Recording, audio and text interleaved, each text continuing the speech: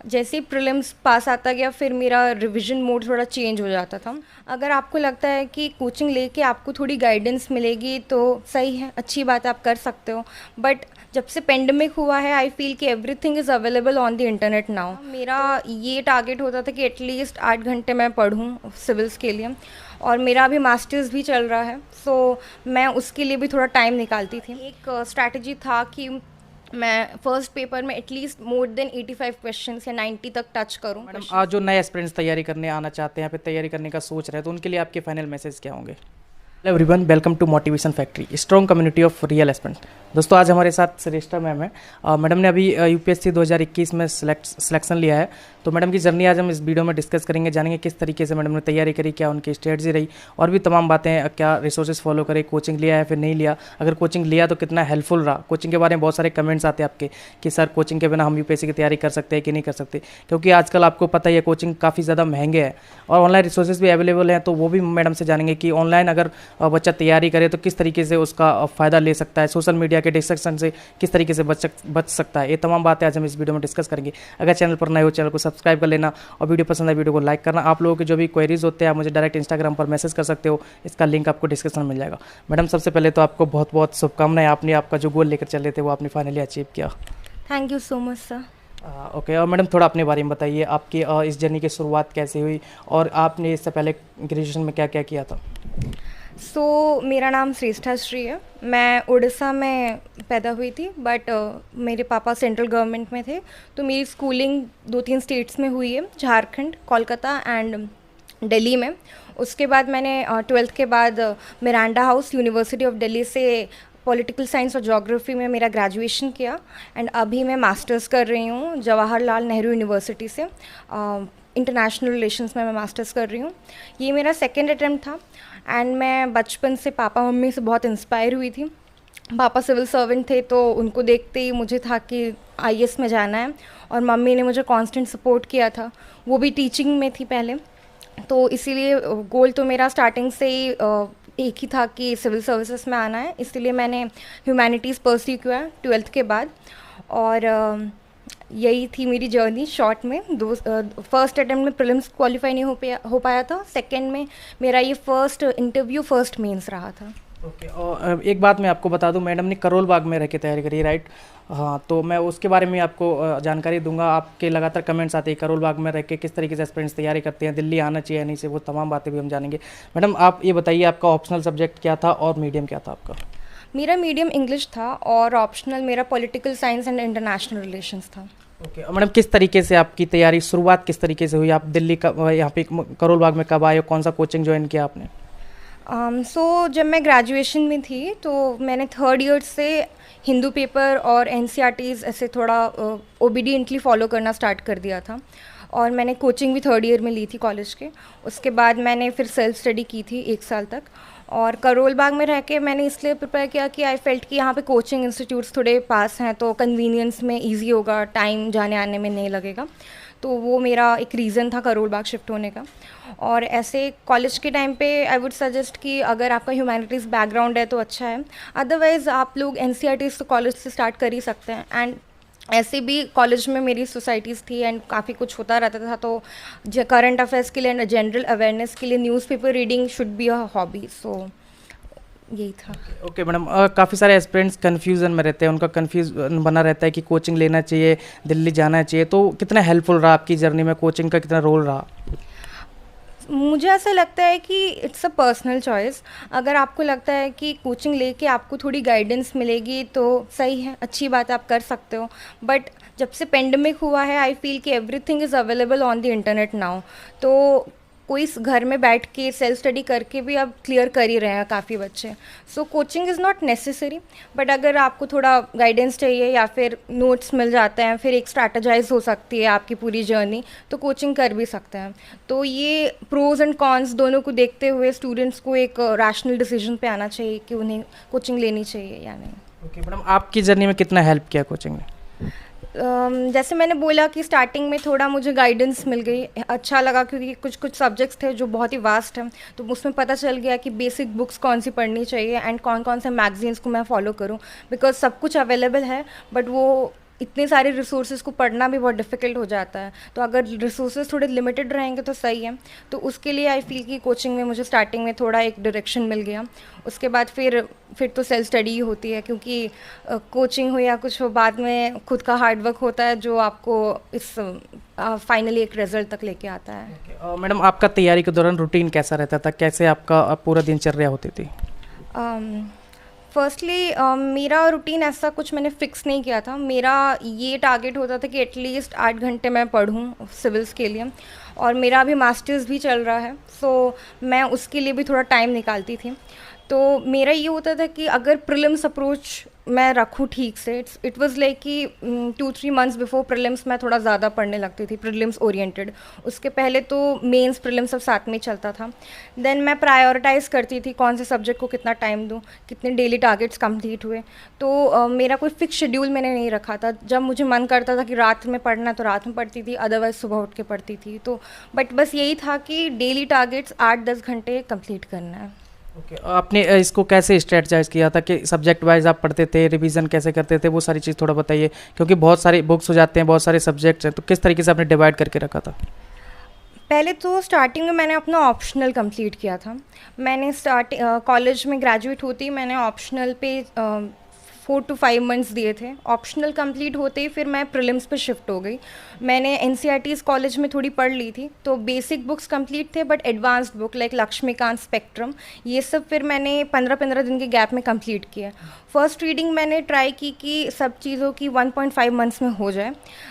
फिर 2020 में पेंडेमिक हो गया, तो लॉकडाउन हो गया था, तो it was kind of blessing in disguise, क्योंकि काफ़ी प्रिपरेशन का टाइम काफ़ी मिल गया था। फिर मैंने जो सब्जेक्ट्स कंप्लीट हो गए थे, जैसे basic subjects economics, geography, polity और हिस्ट्री, इसके बाद फिर मैंने science and tech and environment पे फोकस किया। देन मैंने ये रियलाइज़ किया कि PYQ एनालिसिस बहुत इंपॉर्टेंट है, तो उस पर भी मैंने काफ़ी टाइम दिया था, एटलीस्ट 1 महीना दिया था हर सब्जेक्ट के लिए। जैसे ही प्रीलिम्स पास आता गया, फिर मेरा रिविजन मोड थोड़ा चेंज हो जाता था। इंस्टेड ऑफ आंसर राइटिंग मैं प्रीलिम्स पे ही फोकस करती थी, मोस्टली PYQs करती थी, एंड जितने मॉक्स लग सकते हैं। तो वो डिपेंड करता था कि कैसे पढ़ना है, जब जैसे जो भी स्टेज आ रहा है एग्ज़ाम का, उसके अकॉर्डिंग प्लान को मैं चेंज करते जाती थी। ओके, और मैडम टेस्ट सीरीज़ के बारे में बताइए, टेस्ट सीरीज़ आपने कौन सा ज्वाइन किया होता है और टेस्ट सीरीज़ कितना हेल्पफुल होता है? मैंने प्रीलिम्स के लिए एज सच कोई टेस्ट सीरीज़ तो ज्वाइन नहीं की थी। मार्केट से मैंने टेस्ट पेपर्स ले लिए थे और उसी को रूम में बैठ के सॉल्व करती थी। देन मैंने मेंस के लिए फोरम IAS में टेस्ट सीरीज़ ज्वाइन की थी, और ऑप्शनल के लिए मैंने वाजेराम में की थी। मेंस के लिए मुझे एक्चुअली गाइडेंस चाहिए था, क्योंकि it was my first time I was writing mains. तो वहाँ पे जो फीडबैक मिलता था, I use to work on that, कि जो भी फीडबैक मिल रहा है मैं उसको इनकॉर्पोरेट कर पाऊँ अपने नेक्स्ट टेस्ट में। और गाइडेंस और थोड़ा मेंटोरशिप भी वहाँ से मिल गया था, तो आई एम रियली लकी कि वो फेज़ सही से गया। देन आई फील कि अगर आपके पास टाइम है तो आप खुद भी आंसर्स लिख के इवैल्यूएट कर सकते हो, बट ये चीज़ प्रीलिम्स के पहले हो सकती है, क्योंकि एक बार प्रीलिम्स क्वालिफाई हो जाता है तो वो 2 मंथ्स में आपका यही है कि जितने आंसर्स आप लिखो, जितना रिवाइज कर पाओ, क्योंकि फिर मेंस में it is all about writing, तो वो इम्पॉर्टेंट है। ओके, और मैडम ये तो स्ट्रेटजी की बात होगी। अभी इस जर्नी में मोटिवेशन की बहुत ज़रूरत पड़ती है, और स्ट्रेस फ्री रहना काफ़ी इंपॉर्टेंट होता है। अगर आप स्ट्रेस में रहोगे तो उस तरीके से तैयारी नहीं हो पाएगी। तो किस तरीके से आप अपने आप को स्ट्रेस फ्री रखते थे और मोटिवेशन कहाँ से आता था? Firstly, talking about motivation, so I feel very lucky because I have got such a nice family. मेरे पापा, मम्मी और मेरे भैया तीनों ही constant support में रहते थे मेरे। तो उनका बस यही था कि तुम्हें जो भी करना है करो, हम लोग तो साथ हैं ही। तो पापा से तो बचपन से मोटिवेशन मिला ही है, एंड मम्मी मेरे साथ स्कूलिंग के हर स्टेज में रही हैं, तो मोटिवेशन उन दोनों से ही था। देन स्ट्रेस फ्री रहने की बात है तो मैंने क्लासिकल डांस सीखा हुआ है 8 साल तक, कथक, तो मैं मोस्टली उसको प्रैक्टिस करती थी। It is a kind of meditation for me. And उसके अलावा कभी कभी वॉक्स पे चले जाना, म्यूज़िक सुनना, ये सब नॉर्मल चीज़ें आप करो तो इट डजेंट फील कि प्रिपरेशन उतनी टफ है, क्योंकि प्रिपरेशन को अगर आप सोच लो कि इतनी बड़ी जर्नी है, कैसे होगा, ये होगा, तो वो फिर थोड़ा आई फील कि उसके थोड़े नेगेटिव पॉइंट्स ज़्यादा निकल के आते हैं। बट अगर आप उसको इन्जॉय करो, नॉर्मल ही रहो, फ्रेंड्स के साथ मिलो, इवन सोशल मीडिया भी थोड़ा बहुत यूज़ करो इन अ वेरी प्रोडक्टिव वे, तो फिर इतना स्ट्रेस नहीं होता है इस जर्नी में। ओके, आपने फ्रेंडशिप की बात करी और सोशल मीडिया की बात करी, तो इससे डिस्ट्रैक्शन भी काफ़ी ज़्यादा होता है। अगर फ्रेंड सर्कल की बात करें तो, या फिर दिल्ली में आओ तो पहले अपन सोचते हैं मोटिवेशन में आके कि मुझे किसी से नहीं मिलना, सिर्फ पढ़ाई पे फोकस करना है, बट ऐसा हो नहीं पाता है। कुछ खास दोस्त होते हैं, उनसे मिलना ही पड़ता है, टाइम देना पड़ता है उनको, फिर ऐसे टाइम वेस्ट भी हो जाता है। तो जैसे आपने, आपका कॉलेज भी यहीं पे था, फिर आप करोल बाग में आके तैयारी करी, तो ये फ्रेंड सर्कल कितना आपके लिए हेल्पफुल रहा, या फिर इससे डिस्ट्रैक्शन से बचने के लिए आपने क्या क्या टेक्निक अपनाई? कुछ रिलेशन खराब भी हो जाते हैं कि अरे तू तो तैयारी में जुड़ गया, मुझसे बात नहीं करता, वो तमाम बातें होती हैं, तो थोड़ा उसको आप बताइए किस तरीके से आपने ये सारी चीज़ मैनेज करी। मेरे फ्रेंड्स बहुत ही अच्छे हैं, आई बिलीव, बिकॉज मेरे कुछ फ्रेंड्स थे जो इस मेरा पीयर ग्रुप है जो सिविल सर्विसेज के लिए प्रिपेयर कर रहे हैं, एंड मेरे नॉन सिविल सर्विसेज फ्रेंड्स जो भी हैं वो लोग को पता था कि ये पढ़ रही है तो इसको अपना टाइम चाहिए, तो वो ऐसा कुछ फील नहीं करवाते थे कि हम लोग से दूर हो गई है। एंड मेरे फ्रेंड्स जो हैं उनका बहुत बड़ा रोल रहा है मेरी जर्नी में, क्योंकि जब भी मैं एंजाइटी में रहती थी या कुछ भी होता था मैं उनके पास चली जाती थी। उन लोगों ने काफ़ी सपोर्ट किया है। मेंस के टाइम पे, इंटरव्यू के टाइम पे उन लोगों के साथ बैठ के मैं डिस्कशंस करती थी, प्रीलिम्स के टाइम पे भी हम डिस्कस करते थे। तो आई फील कि अगर आपके फ्रेंड्स हैं तो don't cut off from them, उनसे कुछ नहीं तो बहुत अच्छा फील होता है। यू फील कि कोई तो है जो आप लोग का प्रॉब्लम एंड जो भी आपको फील हो रहा है वो समझ सकते हैं।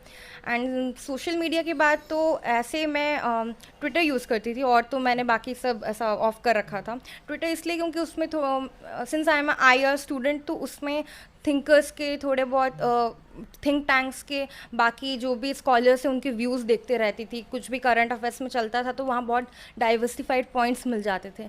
तो सोशल मीडिया यूज़ करना एक प्रोडक्टिव में काफ़ी इंपॉर्टेंट हो सकता है। It can also supplement in your journey. Okay, और मैडम आपका ये सेकंड अटेम्प्ट था, राइट?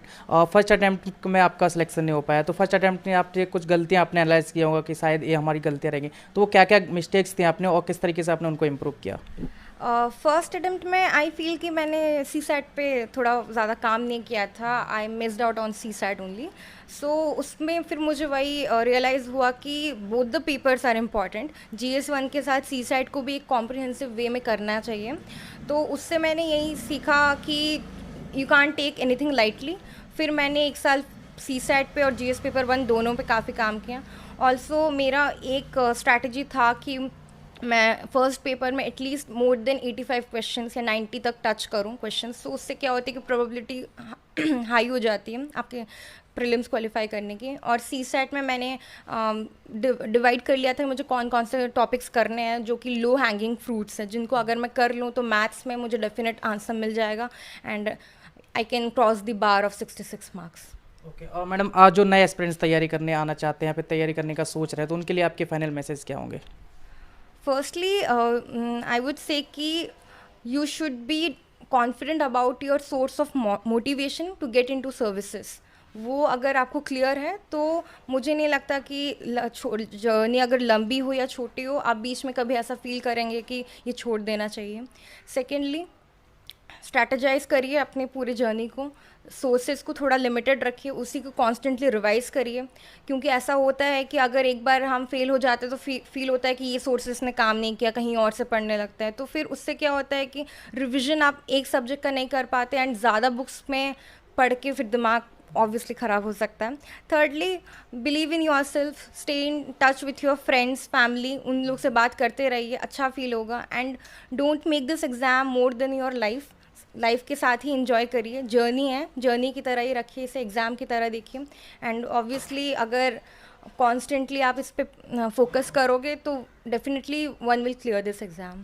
ओके मैडम, लास्ट में मैं बस आपके रिजल्ट के दिन के बारे में जानना चाहूँगा। जिस दिन आपका रिजल्ट आया तो किस तरीके से आपने किसको पहले बताया, या फिर आपको कैसे पता चला, और उस दिन को कैसे सेलिब्रेट किया आपने? सो मंडे को रिज़ल्ट आया था हमारा, तो आई वाज श्योर कि आज आने वाला है। तो मैं अपने फ्रेंड्स के पास चली गई थी, एज आई टोल्ड कि मैं वहाँ जाके थोड़ा अच्छा फील करती थी। तो जैसे ही रिज़ल्ट आया PDF में फर्स्टली मैंने ही सर्च किया था अपना नाम, देन मैंने मम्मी को फ़ोन किया। मैं हमेशा मम्मी को भी पहले फ़ोन करती हूँ जब भी कुछ होता है मेरी लाइफ में अच्छा। तो फिर उसके बाद मैंने पापा को कॉल किया, फिर मेरे फ्रेंड्स थे वहाँ पे, they were really happy. Then उसके बाद कॉल्स आने लगे। Then for some moment I was not able to realise कि चलो I am finally out of the circle of UPSC. Then शाम को फिर मैं घर भी गई, तो फिर पेरेंट्स के साथ मैंने सेलिब्रेट किया, बहुत अच्छा लगा। एंड अभी तक ये सिंक इन तो नहीं हो पा रहा है कि ये प्रिपरेशन ख़त्म हो गई, क्योंकि फ्रेंड्स और काफ़ी लोग जो भी मेरे आसपास है वो अभी भी इस पर प्रिपेयर कर रहे हैं। तो धीरे धीरे अब मैं भी वो फील कर रही हूँ कि now I am transforming from an UPSC aspirant to as officer now. So okay, thank you so much ma'am and once again congratulation. I hope दोस्तों आपको मैडम की जर्नी से काफ़ी कुछ सीखने को मिला होगा, मोटिवेशन मिला होगा, किस तरीके से तैयारी स्टार्ट करनी है, कैसे अपने आप को स्ट्रेस फ्री रखना है। जो भी आपके पॉइंट्स थे, कुछ क्वेरीज भी थे इस पर, वो आपके जरूर सॉल्व हुए होंगे, कुछ रह गए होंगे। तो लगातार हम अपने आप को सुधार रहे हैं, लगातार हम टॉपर्स के इंटरव्यू कर रहे हैं। तो ऐसे ही टॉपर्स के इंटरव्यू और आते रहेंगे चैनल पर। अगर चैनल सब्सक्राइब नहीं किया है उसको फटाफट सब्सक्राइब कर लें और वीडियो को लाइक करें। मैं हर बार बोलता हूँ आपके जो भी क्वेरीज होते हैं मुझे डायरेक्ट इंस्टाग्राम पर मैसेज कर सकते हो, लिंक डिस्क्रिप्शन में मिलेगा। यहाँ तक वीडियो देखने के लिए thank you so much, bye bye and take care.